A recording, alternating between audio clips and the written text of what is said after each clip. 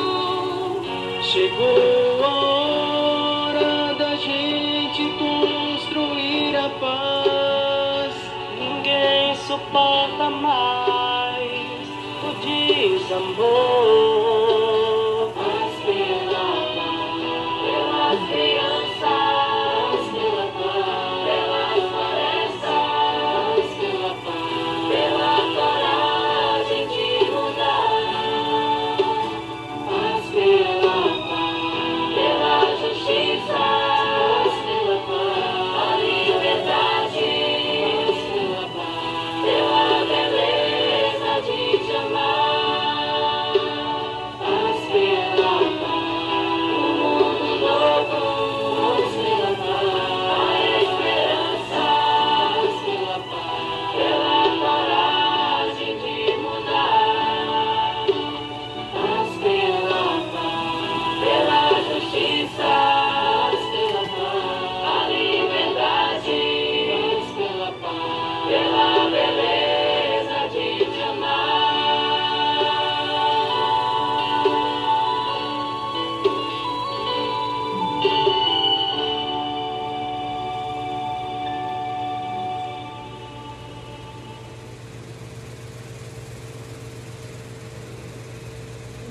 expiação, né?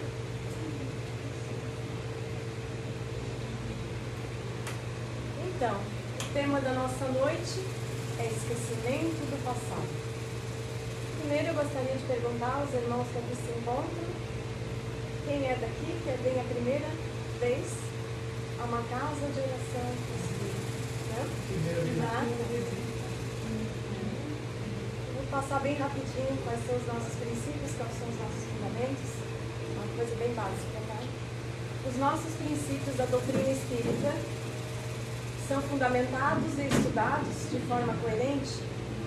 Já se diz doutrina para aprender, ensinar as pessoas. É uma doutrina. Na verdade, não é uma religião, é uma doutrina. Aonde a gente estuda, fundamenta esses ensinos para ensinar as pessoas. A gente tem 5 princípios básicos, que são Deus, inteligência suprema, causa primária do universo. Segundo, imortabilidade da alma. Terceiro, reencarnação. Quarto, comunicabilidade com os espíritos. E o quinto, a nossa evolução espiritual, que é o caso do nosso tema de hoje. Trouxe bem rapidinho para vocês, só para a gente ter uma noção, a gente entendeu a proposta de hoje do nosso tema. Eu trouxe simplificado a gama de mundos que existe. Nessa pirâmide aqui de 5 mundos, há vários outros mundos entre eles, mas aqui está simplificado. A gente já passou, meus irmãos, pelo mundo primitivo, onde era o mundo das cavernas, onde tinha os homens bárbaros, que viviam de matéria, de sexo, que não tinham consciência, tinham somente instinto. A gente já evoluiu, se a gente for olhar o passado, a gente já passou dessa fase. Hoje, a gente já está no mundo que se chama mundo de provas e expiações. Mais à frente eu vou explicar o que significa esse mundo. A gente está nesse mundo, provas e expiações. Ninguém aqui está fora desse mundo, por enquanto. Mas a boa notícia é que a gente está em transição planetária para um mundo de regeneração. Coisa boa, né? A espiritualidade ainda não nos disse se vai levar 50, 100, 200, 300, 400 ou 500 anos? Quanto tempo a gente vai levar para chegar nesse mundo? Que aqui, neste mundo onde está hoje, reina o mal, mesmo a gente sabendo que existem várias pessoas boas, mas aqui ainda predomina o mal. Um mundo de regeneração, o bem já se sobrepõe, ainda existindo o mal, mas o bem já vai se sobrepor. Mas não fiquem tristes, porque a boa notícia é que nós estaremos lá. De uma forma ou de outra, nós estaremos lá. Não pense que só os tataranetos estarão lá. Nós estaremos lá, com certeza. O mundo de regeneração nos aguarda. Acima do mundo de regeneração, há os mundos ditosos, que nós chamamos de mundos felizes, onde o corpo já tem bastante felicidade. O corpo da gente já não é tão denso, tão material. É um corpo mais leve, não precisa tanto da matéria. E acima estão os mundos ditosos, aonde o nosso mestre criador quer que a gente chegue a sermos espíritos puros, espíritos de luz. Mas se eu estou no mundo de provas e expiações, o que seria esse mundo de provas e expiações? Pessoas que não conhecem a doutrina, a gente gosta sempre de colocar os pontos para a pessoa entender, quem sabe, se voltar às nossas doutrinas. Mundo de provas e expiações. Meu Deus, o que eu estou fazendo nesse mundo? Provas são as provas que são solicitadas pelo Espírito quando ele está na espiritualidade. Se elas bem suportadas, resultarão no seu evolução, tanto moral quanto intelectual. A expiação é o resgate que a pessoa, é o resgate da dor por meio dos atos e erros cometidos contra as leis divinas. Então a prova e tem a expiação. Ou a gente está aqui por prova, ou a gente está aqui por uma expiação. Mas também existem aqueles espíritos mais elevados que vêm às vezes nos visitar. Vêm aqui por voluntariamente para nos ajudar. tanto no progresso, quanto na evolução, na medicina, na criação de medicamentos, no nosso progresso até tecnológico? Ou vocês acham que isso aqui é o homem que faz? Computador, celular? Isso aí é tudo a espiritualidade que ajuda. Para algum bom motivo tem. E isso que Deus permite. Se não fosse por isso, Deus não permitiria. Porque Deus é a inteligência suprema. Então, só voltando, a nossa doutrina também, ela é fundamentada num tríplice aspecto. Porque ela é uma doutrina racionalizada. Ela se utiliza pela razão, não é uma fé cega. Por que não é uma fé cega? Porque a gente tem uma razão. Porque ela é fundamentada num tríplice aspecto. Filosofia, ciência e religião. Ciência, porque já foi concluído que a gente tem comunicabilidade com o plano físico com o plano espiritual. Filosofia, porque a gente estuda o amor e a sabedoria, a gente quer saber da onde a gente vem, a nossa própria existência, e a gente está nessa tarefa incessante para descobrir, enquanto a espiritualidade não nos fala tudo, porque até aqui não falaram tudo da gente. E tem também a religião, claro, a religião não poderia ficar fora. Religião, Deus, nosso Criador maior, Pai, nosso Pai, Criador do universo e da Terra. A gente tem que ser submisso a Ele, se redimir a Ele. Através do que a gente pode fazer isso? Através do amor, através da nossa evolução, entrar nas leis divinas. E é isso que seria a nossa doutrina. Então, ela é uma fé racionada, como disse Kardec também, somente uma fé. E a fé inabalável é somente aquela utilizada pela razão, de face a face, em todas as épocas da humanidade. Essa é uma frase de Kardec. Mas voltando então agora no esquecimento, a gente já entendeu o que é a doutrina. Esquecimento do passado. Quem aqui não gostaria de esquecer o que fez no ano de 2022? Todo mundo fez alguma coisa que se arrependeu no ano de 2022, né? Alguma coisa que gostaria de esquecer, alguma palavra que não deveria ser dita, alguma ação que foi executada, que a gente depois se arrependeu, pesou na consciência. Todos aqui, eu acho que não tem ninguém aqui que não tenha se arrependido de algum ato, ou de alguma palavra, ou de alguma briga inútil ou fútil. Agora vocês imaginem a nossa vida toda aqui. Média de 35, 40. Esses 40, vamos botar, por exemplo, esses 40 anos percorridos, quanta coisa a gente gostaria de iniciar? Fazer novamente, tentar recomeçar. Muitas coisas, né? Nesta vida. Agora imaginamos, meus irmãos, todas as nossas outras existências que a nossa doutrina prega. Porque hoje eu sou a Magali, eu já fui várias outras existências, fui João, fui Maria, fui vários outros nomes. Na verdade, eu não sou um corpo com um espírito. Eu sou um espírito no corpo. Quem reside em mim é o meu espírito. Então, se eu tive várias outras existências, eu tenho várias outras lembranças que talvez eu não gostaria de lembrar.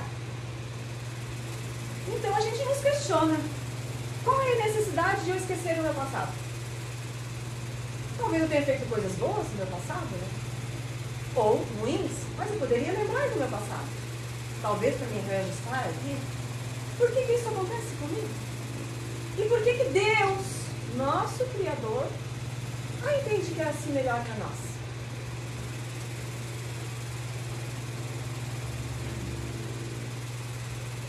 Vamos imaginarmos que a gente está indo para uma viagem. Tem uma imagem aqui? Uma estrada com uma bagagemzinha nas costas. A gente está entrando agora no verão. A gente está indo lá para o hemisfério norte, onde está esfriando, né? O que a gente vai levar na mala? Minhas roupas de verão? Vão ficar lá no guarda-roupa, né? Eu vou levar na minha mala somente as coisas que eu necessito para a minha estada. somente as coisas que eu vou utilizar lá. Naquela minha pequena estada, que é a minha pequena estada aqui. Porque o tempo da espiritualidade não é o mesmo tempo que é contado aqui no nosso calendário. O tempo que eu estou aqui é curtíssimo, é quase piscar de olhos. O que eu vou levar na minha mala somente o que eu necessito para aquela estada, aquele pequeno tempo que eu vou ficar lá? Então, as minhas roupas de verão vão ficar em casa.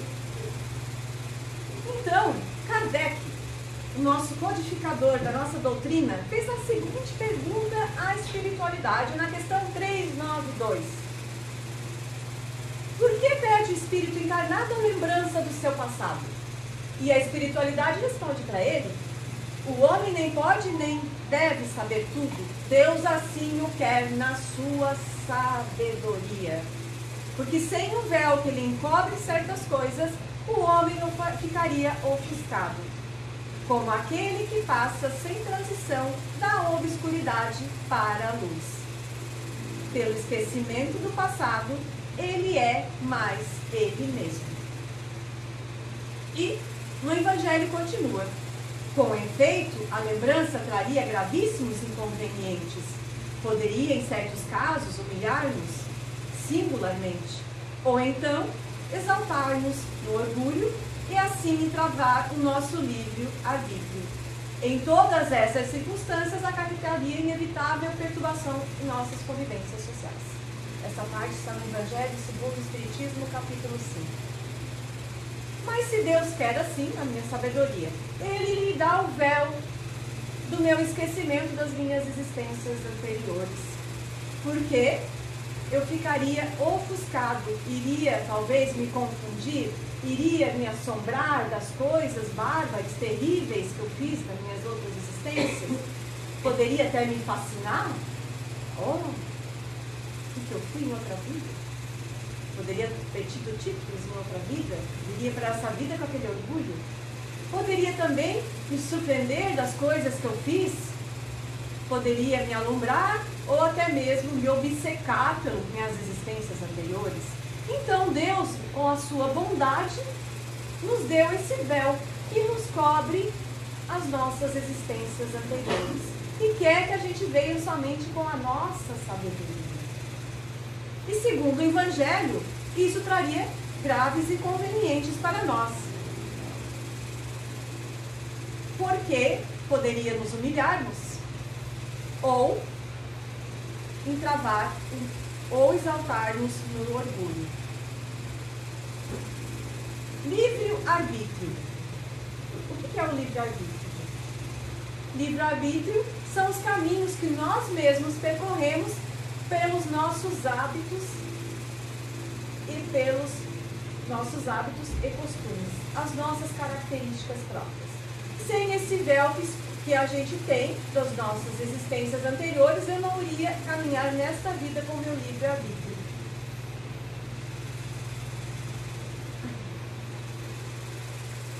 Então, no Evangelho nos traz assim: ao nascer, o homem traz consigo o que adquiriu. Nasce qual se fez. Em cada existência tem um novo ponto de partida. Como pode... E Kardec questiona a espiritualidade sobre isso. Mas como o homem pode ser responsável pelos atos e faltas das quais eu não me recordo? Como eu posso ser punido porque eu não me lembro? Se eu não me lembro, se essa é como se fosse a primeira existência, o homem nasce qual se fez, como diz o Evangelho, a cada existência ele tem um novo ponto de partida. Como eu posso ser responsável pelos meus atos e minhas faltas que eu fiz em outras existências e que Deus me deu esse véu para eu não lembrar? E a espiritualidade responde para ele: a cada nova existência, o homem tem mais inteligência e pode assim distinguir melhor o que é o bem e o que é o mal. Aonde estaria o seu mérito se ele recordasse do seu passado? Aonde estaria o meu mérito? Seria muito fácil? Eu viria de outras existências, sabendo que aqui tenho que recuperar, o que eu ia me redimir, o que eu ia perdoar? Qual seria o meu mérito? Se Deus nos quer na nossa sabedoria, se a cada encarnação eu tenho mais inteligência e sei distinguir o que é o bem e o que é o mal. Eu sei, não tenho mais o instinto dos mundos primitivos, Deus me deu a consciência e a cada encarnação, sendo esta minha versão melhor, porque a outra já não é, a cada um de vocês podem ter certeza que esta é a sua melhor encarnação. As outras já não são. E cada encarnação a gente vai evoluindo. Então, qual seria o meu mérito de eu lembrar minha existência anterior e vir para cá sabendo tudo que eu tenho para fazer? Não teria nenhum. Deus quer a minha perfeição. Mas não que eu saiba o que eu fiz pelo meu mérito, pela minha sabedoria, pela minha consciência. Então, Kardec continua questionando a espiritualidade na questão 393. Mas se a cada existência, como para eles, fosse a primeira, e assim ele está sempre a recomeçar, como conciliar isso com a justiça de Deus? Lembre-se, meus irmãos, Deus é bondade, misericórdia, mas também Deus é justiça. Deus é nosso Criador, mas Ele também é justiça. E a espiritualidade responde a Kardec. Procura provas semelhantes àquelas que ele passou e as lutas que acredita serem apropriadas melhor para o seu adiantamento espiritual. E pede aos espíritos superiores para que ajudem nessa nova tarefa a empreender, porque sabe que o espírito que será dado por guia, que cada um tem um, que é o anjo guardião, o nosso anjo da guarda, que será dado nessa existência, procurará fazê-lo reparar as suas faltas, dando-lhe uma espécie de intuição das que ele cometeu. Essa é a resposta que a espiritualidade deu a Kardec. Então eu vou para a espiritualidade e lá eu vou escolher as provas necessárias para a minha evolução espiritual, tanto como moral quanto intelectualmente. Olhe como Deus é bondoso e misericordioso. Ele faz eu esquecer o meu passado, das coisas bárbaras que eu fiz. Ele faz eu escolher as minhas provas para que voltar. Ele me dá a consciência de saber o que é o bem e o que é o mal. Ele me dá ainda um anjo guardião que vai me ajudar a vir aqui, nessa encarnação, reparar as minhas faltas. Mas como conciliar isso com a justiça de Deus? E ele ainda dá uma intuição para nós. A intuição. E o que é essa intuição? Está no Evangelho. O que é essa intuição? Essa intuição é a voz do meu pensamento, é a voz dos vossos pensamentos. É a voz da consciência que vos fala. É a voz da recordação do seu passado. É a voz que vos adverte para não cair nas faltas anteriormente cometidas. Deus priva-nos do que nos seria prejudicial. Deus priva-nos do que seria prejudicial. Porque é o nosso destino sermos espíritos perfeitos, espíritos puros. E olha a misericórdia divina. Deus priva-nos do que é prejudicial. Então, a nossa intuição, o meu pensamento, a minha consciência é a voz do meu passado. Olha só, olhar para dentro de você, o que você está pensando. Qual é a voz da sua consciência? Vamos colocar um exemplo. Eu tive uma discussão hoje. Briguei inutilmente com uma pessoa. Discuti com ela. Voltei para casa. Ficou aquela voz. Você fez errado, você não deveria ter brigado, você fez errado. Isso é a voz da minha consciência, que me advertiu que eu não deveria ter feito isso. Talvez uma prova minha era vir com menos orgulho para não brigar com aquela pessoa. Eu briguei por egoísmo. E a minha consciência me advertiu porque ela é a voz do meu passado. Então, não podemos dizer que a gente não recorda do nosso passado. A gente tem a voz da nossa consciência, a intuição. Então, eu estou nessa vida agora. Eu desencarno. Vou para o mundo espiritual. Lá eu vou adormecer, um sono tranquilo. A espiritualidade vai me acolher. Para eu descansar um pouco desta vida para eu não ver os meus entes queridos aqui a sofrer também. Mas aos poucos eu vou despertando e vou lembrando das faltas que aqui eu cometi e das faltas que eu cometi em outras existências também. Mas será que tudo é lembrado para mim? Não, nem tudo é lembrado. Porque a espiritualidade tem esse cuidado. Porque o destino é a evolução, é sermos espíritos puros. Então, certas coisas que são muito ruins para nós, que a gente fez de muito mal, a espiritualidade nos reserva, nos resguarda. Certas coisas não serão lembradas.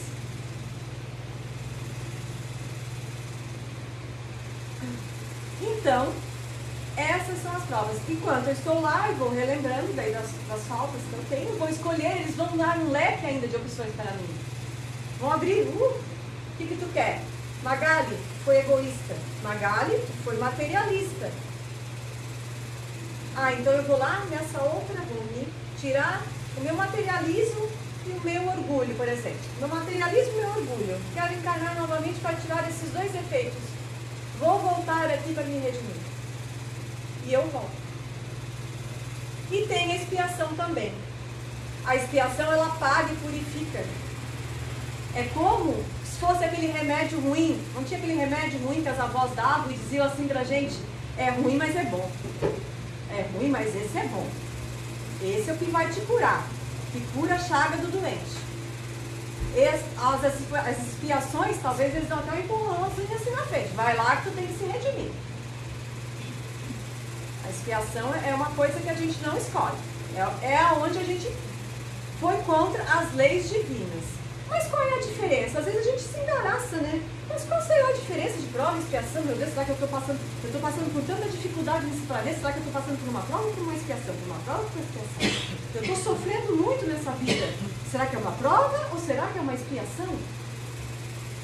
Tem uma diferença. Por exemplo, vem uma família para esta vida. Como dizem, economicamente falando, abaixo da linha da pobreza, da miséria. A pessoa tem uma casa simples. A pessoa é um subordinado simples com um salário mínimo. A pessoa tem uma família com problemas. A pessoa tem problemas familiares. A pessoa anda de transporte público. Só que ela vive uma vida feliz. E quantos de nós aqui não conhecem, meus irmãos?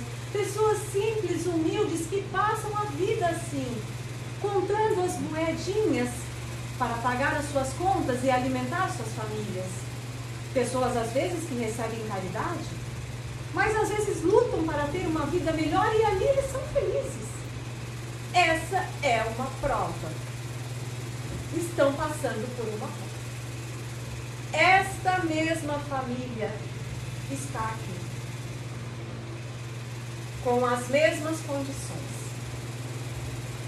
na miséria, com dinheiro contado, andando de transporte público, sendo subordinado, com problemas familiares, que todos nós temos, né? Na verdade. Mas essa pessoa acorda e dorme reclamando da vida. Deus, por que me deste essa vida? Deus, por que não me deste uma casa melhor? Deus, por que me deste essa família tão complicada? Deus, por que é tão difícil viver nesse mundo? Deus, eu queria assumir daqui. Essa é uma expiação. Essa é a diferença de prova e expiação. Ficou fácil entender, né?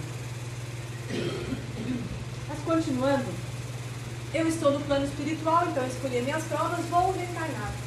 Vou voltar aqui para cá, me redimir, me sanar, me purificar, pagar o que eu aqui deixei.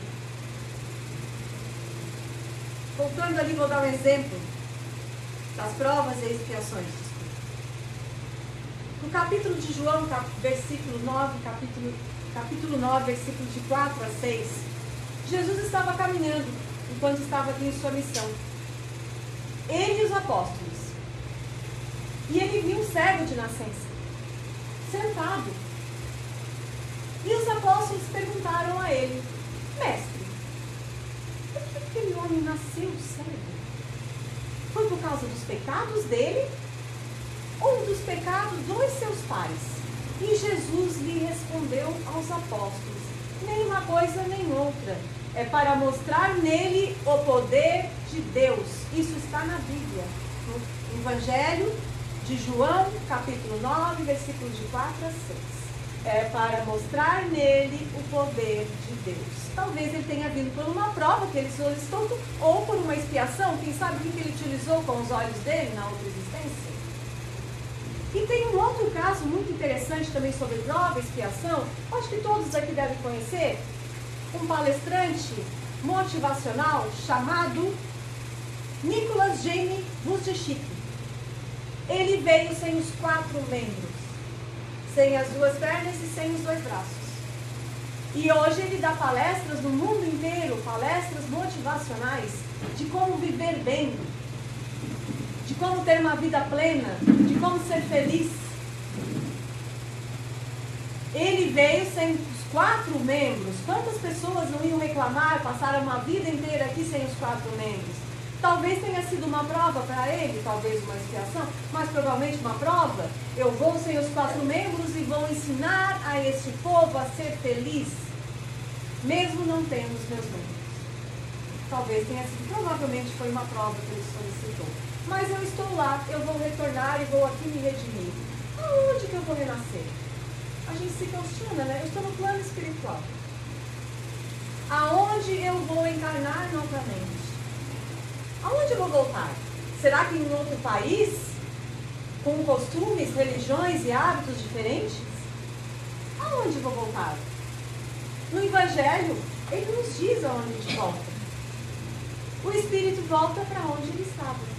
O Espírito renasce no mesmo meio em que já viveu, estabelecendo novas relações com as mesmas pessoas, a fim de reparar o mal que lhes haja feito. Então eu vou voltar para onde eu já estava. Vou voltar aqui, com a mesma família consanguínea, com o mesmo convívio social, talvez com os mesmos irmãos da minha casa espírita, talvez com os mesmos meus amigos ou colegas de trabalho. Aqui estarei novamente com a mesma círculo que eu convivo.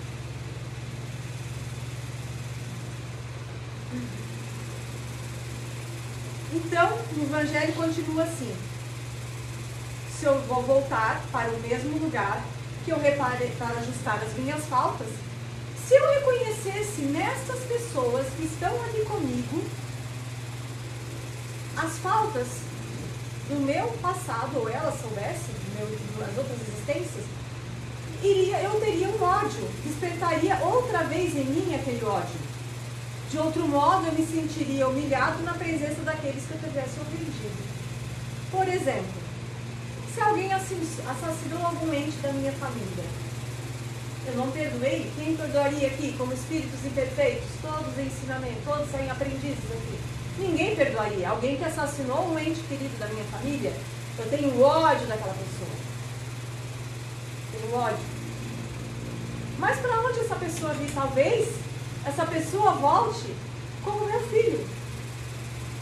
Porque Jesus quer que a gente perdoe as pessoas. Talvez ele volte na minha próxima vida como meu filho. Porque somente, meus irmãos, com o amor a gente pode perdoar quem nos feriu. Somente com o amor a gente pode dar perdão. E a espiritualidade, então, nos ajuda, com um esquema muito perfeito, a trazer essa pessoa, esse espírito que eu não perdoei, dentro do meu seio familiar, para eu amar como meu filho. Para ali eu lhe dar o perdão. Quem não perdoaria? Quem é que não perdoa as faltas de um filho? Por mais ruins que elas sejam. Poucos viram as costas. Bem poucos, raríssimas, né?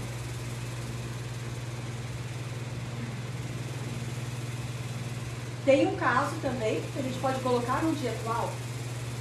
Se todos lembrassem das minhas existências anteriores, eu lembro, todos aqui lembram, eu fui lá e assassinei alguém.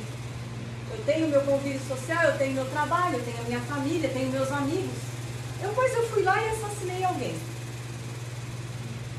Eu cumpri a lei dos homens. Fui condenado pelo presídio e fui condenado pela lei dos homens. Lá eu fiquei por 15, 20 anos cumprindo a lei dos homens. Mas eu cumpri. Talvez eu tenha até me arrependido. Mas eu saí da prisão. E todos aqui lembram que eu assassinei aquela pessoa. Será que todos nós que conhecemos aquela pessoa e olharíamos para ela do mesmo jeito? Será que os familiares, os amigos do trabalho, o convívio social, queriam se afastar deles? Agora imaginem lembrar de todas as nossas outras existências, de todas as barbáries, de todas as coisas ruins que a gente fez. Eu estou falando só numa vida. Agora vocês imaginem todas as outras. Então, continuando, depois dessa explicação do Evangelho, tem uma frase de Joana de Ângeles que diz assim, o final dela diz assim: depois de tudo isso, você ainda deseja recordar o ontem? Ninguém quer recordar, né? O que fez ontem, né? Se não quer recordar nem o que fez de mal nesta vida, neste 2022, imagine em outras existências.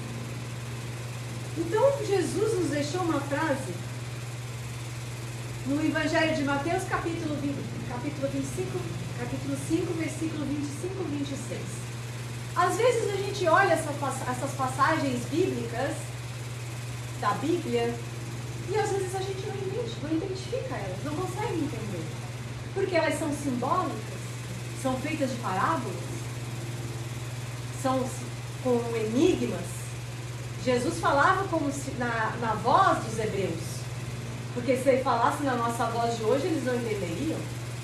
Então Jesus diz: digo-vos em verdade que daí não saireis, enquanto não houverdes pago o último ceitil. Digo-vos em verdade que daí não saireis, enquanto não houverdes pago o último ceitil.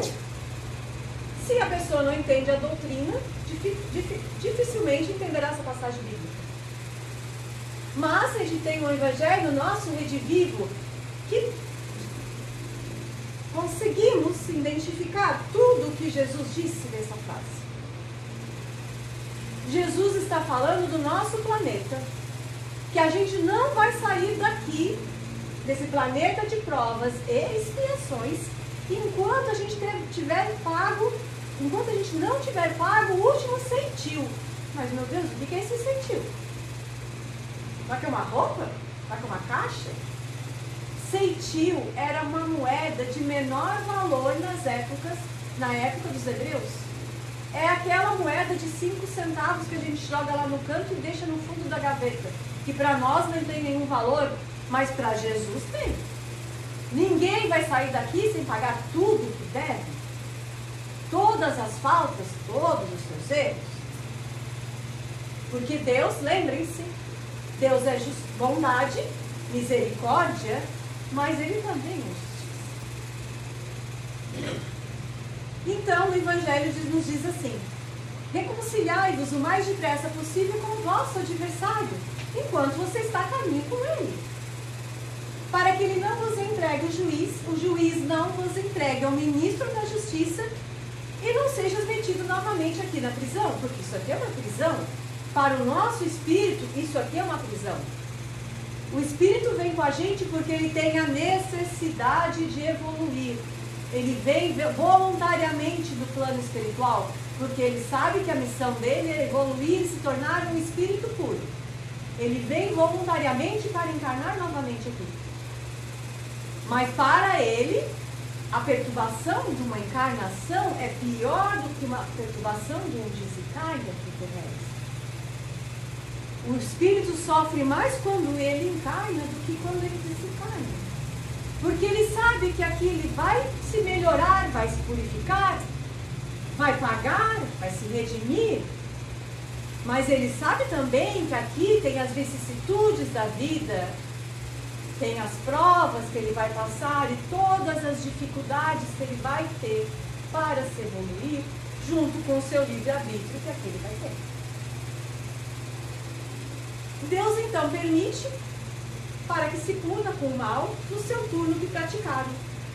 Se tal não ocorreu, se eu não fiz algum mal contra a lei divina, se tenha também faltado com indulgência à caridade e não ter perdoado. Mesmo que eu não tenha feito um mal muito grande, mas se eu não fiz a indulgência à caridade e não tenha perdoado, eu vou ter que ser punido mesmo assim.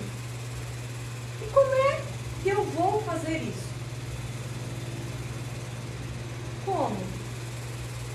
Que eu vou me redimir aqui como um espírito aprendiz.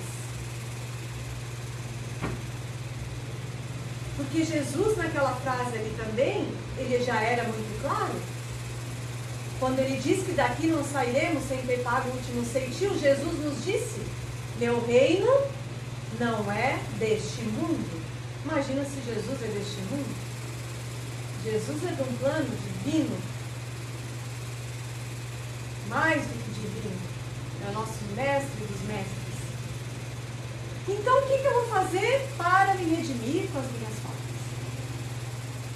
Eu vou usar, segundo Emmanuel, psicografou para Chico Xavier, eu vou usar-me da compaixão. Compaixão é auxiliar, amparar, ajudar, fazer o bem, não julgar as atitudes do seu irmão. Numa epístola de Pedro também diz que o perdão, o amor, cobre uma multidão de pecados.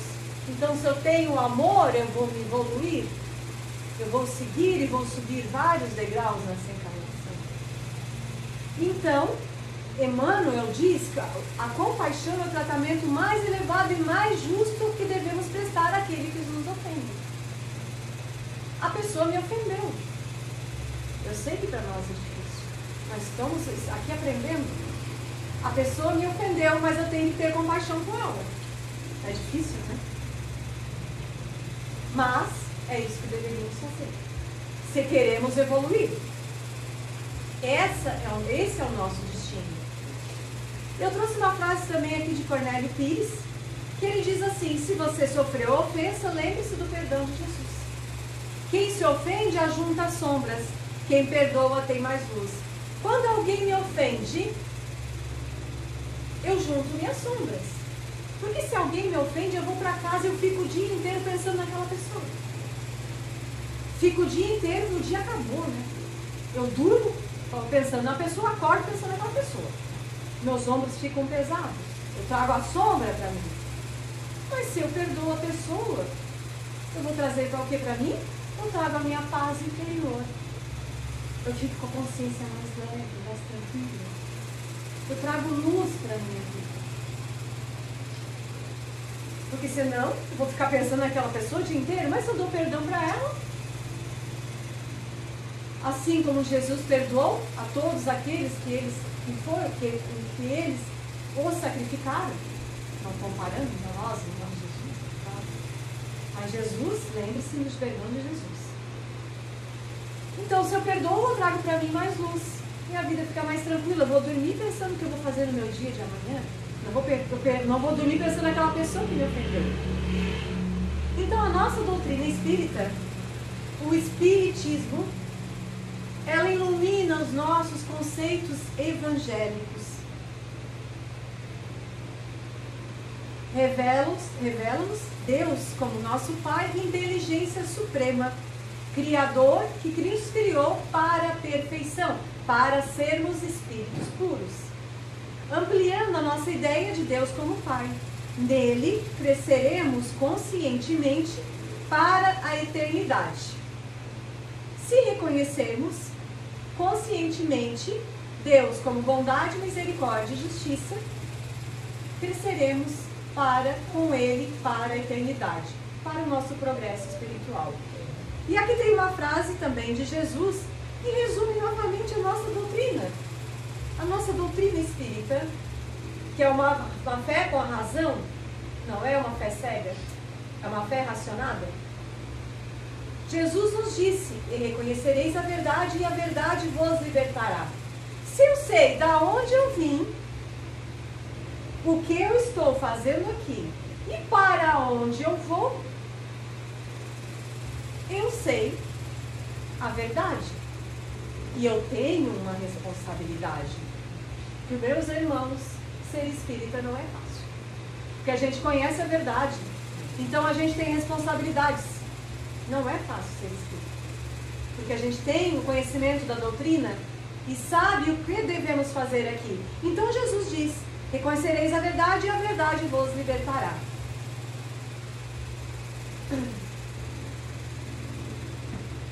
E Kardec também nos deixou uma frase muito interessante: nascer, viver, morrer e renascer. Nascer, viver, morrer e renascer. Esta é a lei. Renascer. Renascer e renascer e renascer e renascer até a nossa evolução, para onde nosso Deus Criador nos quer, tornar-nos espíritos puros. Que esse é o nosso destino, meus irmãos. Não leve quantos anos levar, quantos séculos levar. Nós devemos nos amar, porque com nós vamos levar o nosso espírito para todas as nossas outras vidas. Então nós devemos nos amar, que eu carregarei comigo. Então vamos cuidar dele, porque ele vai viver para a eternidade. E para finalizar, eu trouxe uma mensagem do nosso querido e amado Dr. Bezerra de Menezes, chamado Médico dos Pobres. Dr. Bezerra de Menezes nasceu em 1835. Ele foi um filósofo, ele foi político, ele foi filantrópico, ele foi militar e foi escritor e jornalista. Mas ele já veio do plano espiritual com uma missão: divulgar a doutrina aqui no plano. Numa época onde a doutrina era muito descriminalizada pelos seus aspectos espirituais, ele ficou a vida inteira praticando a caridade e a filantropia. Vendeu bens para ajudar. Atendia pessoas que não tinham recursos, pessoas adoentadas, porque naquela época a idade média de vida era 25, 30 anos. A pessoa morria até de febre. Vendia os seus bens para ir no boticário, porque na época não era farmácia, era um boticário, comprar medicação para tratar daquelas pessoas. Ele se desfez dos seus bens e ele se evoluiu como nunca e foi para o plano espiritual. E lá ele ficou. Mas ele pediu para voltar.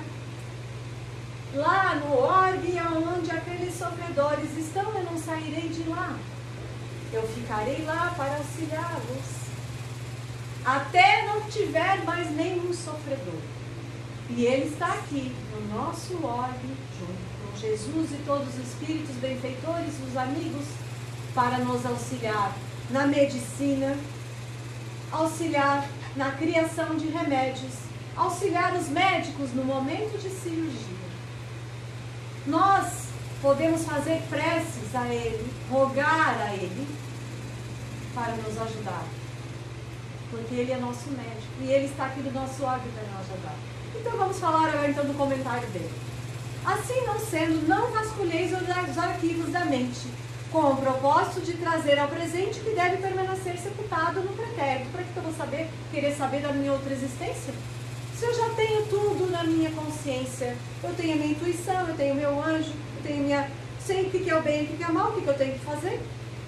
Para que eu quero saber da minha outra existência? Preocupai-vos com a construção do futuro,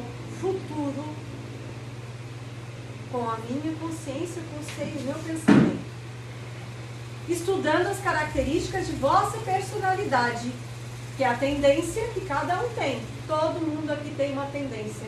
Todo mundo tem no íntimo uma tendência a amar. Eu tenho uma tendência a amar e todos aqui têm, porque somos espíritos imperfeitos. Todo mundo guarda dentro de si uma tendência, porque senão aqui nós não estaríamos em outro mundo. Então todos nós traz uma imperfeição. Então aqui ele nos diz: estudando as características de vossa personalidade, a melhor avaliação do seu caminho percorrido, valendo-se então somente as tendências e dos hábitos que revelais em vossa existência de agora. Todo mundo aqui também tem, além da sua má inclinação e além de todos esses benefícios que Deus nos dá, tem dentro de cada um a centelha que Deus nos deu, a centelha divina, a centelha de fé, que nós devemos cultivar ela a cada dia, fazer germinar e brotar e dar frutos. E tem uma frase de Emmanuel que se encaixa perfeitamente também na exposição de hoje. Se você tem tanta vontade de saber o que você foi em outra existência, é só você olhar para você hoje. O que eu sou hoje? O que a Magali é hoje? Se eu olhar para mim o que eu sou hoje, a minha tendência, os meus pensamentos, a minha consciência, eu já sei que eu fui em outra vida. Então Emmanuel foi bem claro, psicografando para Chico Xavier. Se você quer saber o que você foi em outra vida, é só saber o que você é hoje. O que você é hoje é as tendências que você traz de outra vida, as quais você tem que se redimir, as quais você tem que recuperar. Essas são as lembranças do seu passado. E tem uma frase também muito famosa de Chico Xavier, que eu acho que aqui todos conhecem, né? Chico nos diz: embora você não possa voltar atrás e fazer um novo começo, todos podem começar agora e nós fazermos um novo fim. Então, quem sabe, nesse ano de 2023, naquela lista de promessa, no calendário lá, naquela agenda aqui do primeiro dia do ano, a gente coloca lá: vou entrar na academia, vou fazer dieta, vou trocar de carro, vou arrumar um melhor emprego. Porque todo mundo faz isso. Uma listinha de coisas que quer fazer no início do ano. E olha lá no último dia do ano para ver se cumpriu. Quem sabe a gente coloca lá no topo de sermos pessoas do bem. Sermos melhores a cada dia. Para nós evoluirmos e seguirmos nosso caminho. Seria a mensagem de hoje. Mas eu não vim aqui só para falar, não. Eu não vim aqui só para colocar o tema. Eu vim aqui também para tirar dúvidas. E estou aberta a perguntas. Se algum irmão ficou com alguma dúvida da exposição que hoje foi aqui colocada, eu tentei de trazer uma forma mais clara para os irmãos entenderem. Se alguém tiver alguma pergunta, sintam-se à vontade. Não levem para casa para perguntar, para pesquisar no Google. E talvez o Google seja uma página que não lhe traga uma resposta correta. Quem sabe vocês aproveitam esse momento, vamos fazer aqui um Evangelho redivivo? Quem sabe algum irmão ficou com alguma dúvida? Ninguém? Então acho que eu fui bem clara, né? Então, meus irmãos, eu desejo um ano de 2023 com muita paz, com muito amor, que aquela centelha divina que está dentro de nós e que Deus nos deu, floresça, traga frutos, espalhe sementes para onde a gente andar, que floresça em todos os lugares, traga paz nos ambientes que a gente vai, que possamos ser pessoas melhores a cada dia, porque essa é a nossa missão, como encarnado aqui, para chegarmos aonde Deus quer, de sermos todos espíritos puros. Muito obrigada pela atenção.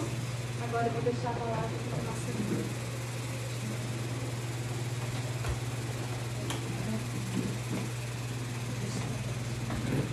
Devemos nós outros agradecer a nossa irmã por essa belíssima explanação, esses esclarecimentos que certamente vão servir durante essa nossa jornada, que tempo que nos resta, em especial nesse tempo. Como ela disse, aproveitemos para sermos um pouquinho melhor a cada dia que passa. Lembrando nossas orações, pedir para que a espiritualidade auxilie nossos irmãos que se encontram acamados, seus leitos, as suas residências, nos hospitais, nas casas de tratamento, aqueles irmãos que estão presos ao vício de toda hora, em nome de Jesus,